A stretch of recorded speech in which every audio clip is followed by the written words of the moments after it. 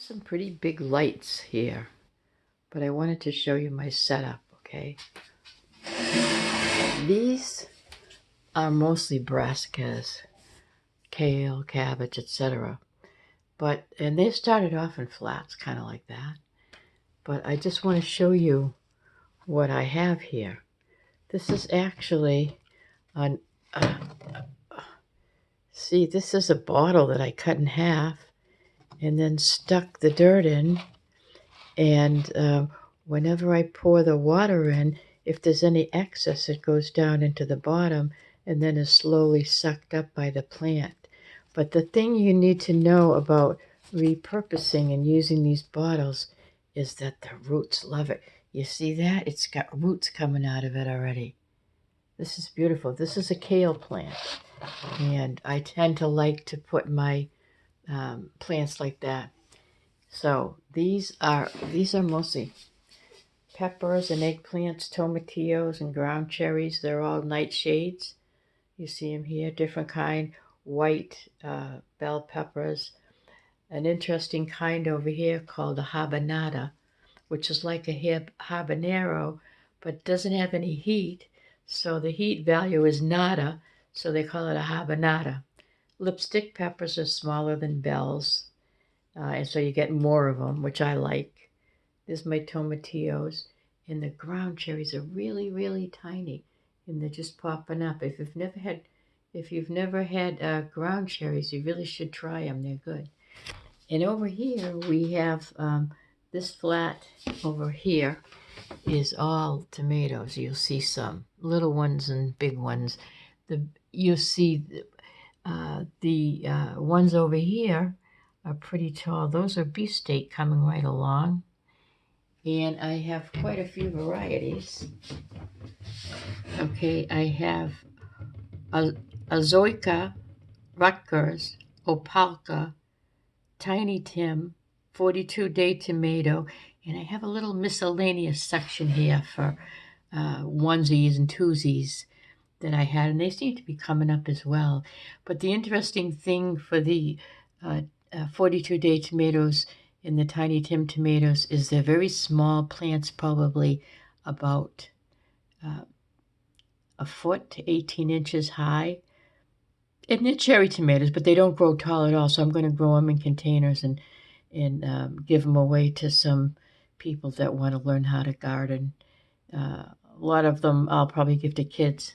So on this one also we have the eggplant. If you notice, I have a long purple eggplants coming up, and the Casper eggplant, which is a white variety. Nothing yet, but they're very fresh seeds, so I'm sure they're going to come and join the party. Over here I have a lot of onions. The onions are, when they hit 5 inches, you just give them cut them down a little bit. You see onions. Over here we have, actually that's onions. I don't know why it says celery. It's really onions. Onions. You see celery is a little tiny seed, and that seeds take forever to germinate. But they grow a beautiful herbaceous head of celery. These are onions as well. They probably need a haircut. These are herbs. These are, what is this? I believe that must be probably that's basil. There's some dill over here. Oh, here's some lemon balm. Oh, the lemon balm grows really easy. Hardy plant. There's a brassica that should be in the other section. That's a kale. And what is this little thing over here? That is oregano. Looks like oregano's growing well. So we have a lot of herbs here as well. I have a client that's going to grow an herb garden. I'm starting for him. So these are my lights. I'm going to turn them off and put my plants to bed. And you see them there. I don't have the LED lights. I have fluorescent lights still, but they're quite large. And if I want, I can turn them down by clicking one switch, and then if they don't need quite as much light, And then to turn them off, I hit the both switches. Same as this one. Oh, something else I wanted to show you. These are all peas up here. And let me show you what I did. Peas are spring crops. They'll be going out by the end of the month. But I put them all in these containers. And if you look in, let's see if you can see it. Oh, you might not be able to see it in here. Or maybe you can see the little green dots in there. They're finally starting to germinate. I'm expecting a great crop of legumes this year. Have all kinds of peas and beans that I'm growing. But these are all different. I wanted to get colorful with my peas. So these are, we're going to grow a lot of sugar snaps and snow peas because you can eat them raw.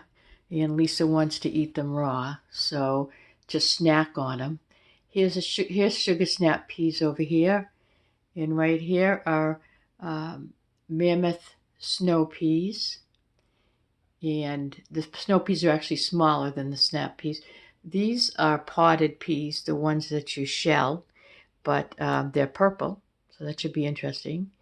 And this here, these are also snow peas, but they're royal and they're purple as well. So I have 9 times 4 is 36 last I checked. So I have 36 pea plants growing, and when I plant them at the end of the month, I'm going to plant some actual pea, some of the seeds with them. But the reason I have them up here, not under the lights, is because they really haven't germinated well, and they need heat. They don't need light yet. Seeds don't need light until they germinate. They need the heat at the bottom, so I leave them up here before they germinate.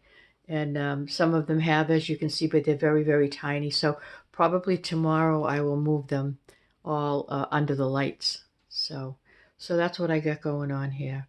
Much more to go. Thank you.